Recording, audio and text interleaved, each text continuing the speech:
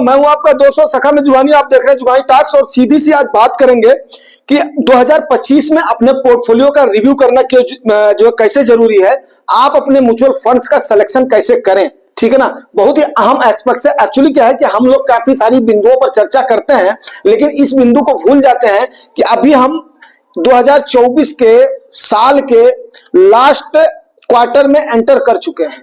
आज एक हफ्ता आपका बीत चुका है, कल से हमारा इसका दूसरा वीक शुरू हो जाएगा। तो अब इस समय आपने देखा है 2024 में काफी सारे उतार चढ़ाव के बाद में, काफी सारे घटनाओं के बाद में फिर भी हम जहां पर पहुंचे हुए हैं वो एक ठीक ठाक रिटर्न रहा है। लेकिन हाँ, अगर किसी ने शुरू में ही इन्वेस्ट कर दिया होगा, लेट इन्वेस्ट कर दिया होगा, जैसे 4 जून के बाद में जो आए होंगे, या जिनका पोर्टफोलियो पहले कम रहा होगा, बाद में उन्होंने ज्यादा पैसा लगा दिया होगा, या हो सकता है उनके फंड ने सही तरीके से परफॉर्म ना किया होगा, तब जाकर के उनका रिटर्न उन्हें कम दिखाई दे रहा होगा। तो यहां पर प्रश्न ये उठता है, क्या यह चिंता की बात है?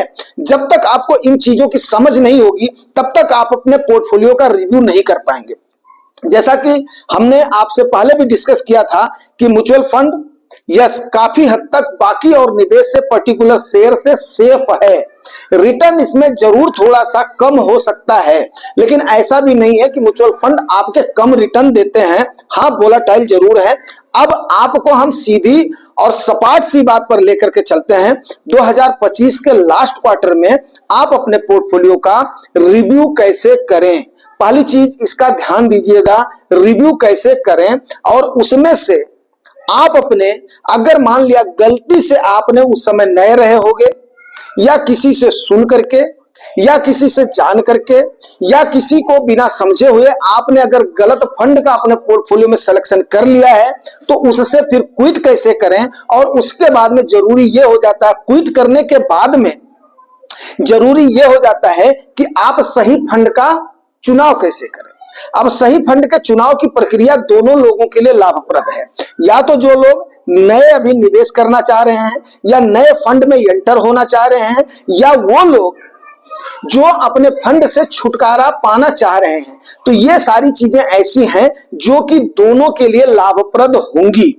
तो उम्मीद करता हूं ये जानकारी आपको पसंद आएगी। सबसे पहले देख लेते हैं फंड के सिलेक्शन का तरीका, उसके बाद में फिर आपको बताएंगे कि यस, वहां पर आपको क्लियर हो जाएगा कि आपने अपने फंड को होल्ड करना है या वहां से निकलना है। और साथ ही साथ आपको एक डिस्क्लेमर भी देंगे।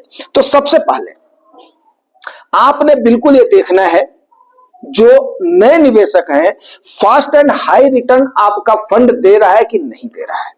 सीधी सी बात है, आप आए किसके लिए हैं? रिटर्न के लिए आए हैं। लेकिन एक चीज का हमें ध्यान रखिएगा दोस्तों, 1 साल के रिटर्न पर या 2 साल के रिटर्न पर कभी भी फंड पे नहीं भागना है। 3 साल 5 साल हो सकता है कि अगर वो फंड 10 साल का पुराना हो तो 3 साल 5 साल 10 साल का आप पक्का देखिए कि अगर ये फंड इस समय ठीक ठाक रिटर्न दे रहा है, तो मतलब क्या है कि आपका अगर पिछले 2-3 साल में उसका रिटर्न कम भी हुआ है, तो अभी ये फंड दोबारा क्या हुआ है, परफॉर्म करना शुरू कर दिया है। मतलब आपके फंड मैनेजर ने जो फंड सेलेक्ट किया हुआ है, उस फंड ने अपनी गति को पकड़ लिया है, मतलब अपनी लय को पकड़ लिया है। तो ये बात आपके समझने वाली है। जब तक आप इसको नहीं समझेंगे तब तक वहां पर मामला गड़बड़ होगा। अब आप इसको कैसे आप सेलेक्ट करते समय क्या क्राइटेरिया लेंगे? बड़ा सिंपल लेकिन बेसिक सा ये फंडा है कि आप उसके बेंचमार्क को आपने देखना है। क्या देखना है? आपने उसके बेंचमार्क को देखना है। पहला क्राइटेरिया है बेंचमार्क को देखना है। दूसरा क्राइटेरिया, बेंचमार्क में आपको एग्जांपल में जो बताऊं कि जैसे मान लिया क्लास में जो है 50 बच्चे हैं, मान लिया वो, अब उसमें से, ठीक है, उसमें से एक बच्चे ने 60% मार्क लाया है, तो आपको लग रहा होगा कि 60% तो सही है। लेकिन वहीं पर अगर ऐसे भी बच्चे हैं जो कि 90% मार्क ला रहे हैं, तो आप किस बच्चे को चाहोगे? भाई 60% मार्क तो ठीक है, फर्स्ट क्लास है, लेकिन 90% जो लाने वाले बच्चे हैं तो वो उससे कहीं बेटर बच्चे हैं, लेकिन वो 90% लाने वाले कंसिस्टेंसी कितना दे रहे हैं?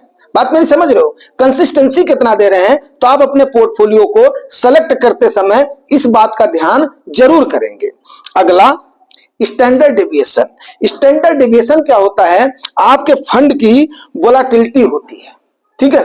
आपके फंड की वोलेटिलिटी जो होती है, आपके फंड का वोलेटिलिटी मींस क्या, मतलब आप ये समझिए कि आपके फंड का उतार चढ़ाव कितना है। उतार चढ़ाव आपका ऐसा होना चाहिए कि मतलब उसका डाउन साइड प्रोटेक्शन कितना हो रहा है। गिरावट के समय आपका फंड बाकी फंड से बनस्पति कितना गिर रहा है, ये आपका देखना बहुत जरूरी है। तो उम्मीद करता हूं ये भी बात आप समझ रहे होंगे। पहला आप क्या करेंगे, फास्ट एंड हाई रिटर्न देखेंगे, उसके बाद में देखेंगे आप उसका बेंचमार्क देखेंगे, तीसरा आप स्टैंडर्ड डेविएशन देखेंगे, और चौथी चीज आपने कर लिया तो आपको कुछ भी सोचने की जरूरत नहीं है। चेक योर अल्फा, मतलब आपका फंड आपको कितना अल्फा जनरेट करके दे रहा है, यह देखना आपका बहुत जरूरी है। अल्फा मींस क्या होता है, रिटर्न आपका फंड कितना दे रहा है। लेकिन दोस्तों मैं पहला ऐसा बंदा होऊंगा जिसने लोगों को आगाह किया था कि भाई क्वांट जो है ना, क्वांट की जिस हिसाब से कूद कुदैया वर्ड भी मैंने यूज किया था वो आप लोग मत करो। लेकिन बहुत सारे लोगों ने उस समय हमें बोला था कि नहीं, इनके दूसरे एमसीज में इनके फंड होंगे, इसलिए ये ऐसा बोल रहे हैं। बट मेरा इरादा ऐसा कभी भी नहीं था। अब आपने बिल्कुल अच्छे से देख लिया होगा कि क्वांट का आपके सामने आ गया है, 1 2 नहीं 3 4 हर कैटेगरी के फंड इस समय क्या हो रहे हैं। क्योंकि देखो भाई, एक सही तरीके से सीधी चाल चलने से बहुत कुछ आपका डिपेंड कर जाना है कि आप वहां पर आपने मान लिया थोड़ी देर के लिए आपने जंपिंग कर लिया है, लेकिन वो जंपिंग आपकी परमानेंट नहीं होगी मेरे दोस्तों। वहां पर आपको इस चीज पर ध्यान देना होगा कि आपका मतलब क्वांट का मैं पर्टिकुलर यहां पर कोई चर्चा करने के लिए नहीं बैठा हूं, या जिनके पास क्वांट का फंड है उसके लिए मैं बुराई भी नहीं कर रहा हूं। लेकिन अगर हमने उसको आगाह किया था तो बहुत कुछ सोच समझ करके करा था, ठीक है ना। अब एक्सिस का मैंने कभी नहीं बोला है कि ठीक है एक्सिस एमसी को अवॉइड करो, लेकिन जिस हिसाब से उन्होंने पर्टिकुलर कहीं पर एक जगह पर ज्यादा से ज्यादा शेयर्स की होल्डिंग करी हुई थी, जिस प्रकार से वो लोग आज इसको खरीदा उसको बेचा, उसको खरीदा उसको बेचा करके ये कर रहे थे, वहां पर कहीं ना कहीं ये दिखाई दे रहा था इतना न्यू एमसी, इतनी छोटी एमसी, उसके बाद में ये अट्रैक्ट कर रही है इन्वेस्टर्स को। अट्रैक्ट कर रही मींस उनकी चाल ढाल कहीं ना कहीं संदेहप्रद लग रही थी हमें।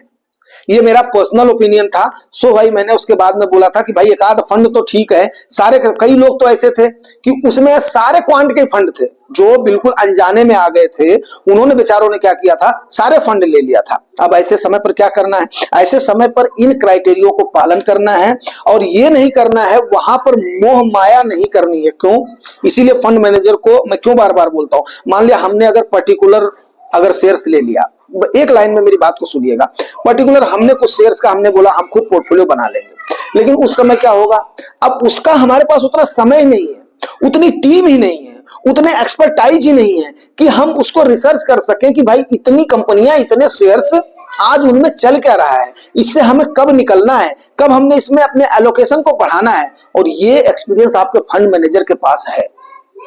बात को मेरे ख्याल से आप लोग समझ रहे होंगे। फंड मैनेजर बिल्कुल मोह नहीं करेगा, वो तुरंत उसके बाद में सेल करेगा, दूसरे में अपने एलोकेशन को बढ़ा देगा, या फंड मैनेजर उससे क्या करेगा, अपने रेशियो के परसेंटेज को डाउन कर देगा, बिकॉज उसके पास एक हैवी अमाउंट है खरीद और फरोख्त के लिए। वो लोग जब कहीं खरीदारी करते हैं तो उससे पहले बहुत सारा रिसर्च करते हैं।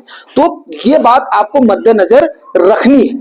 अगला देखो, आपका गोल, कहीं आपने ऐसा तो नहीं किया है कि ज्यादा वोलेटाइल फंड आपने ले लिया है, पर्टिकुलरली स्मॉल कैप ले लिया है आपने, या पर्टिकुलरली जो है क्या नाम है अपना मिड कैप ले लिया है आपने, लार्ज एंड जो है मिड कैप में एलोकेशन कम कर दिया, फ्लेक्सी कैप में एलोकेशन कम कर दिया। आपका गोल किसका है, शॉर्ट टर्म का गोल है।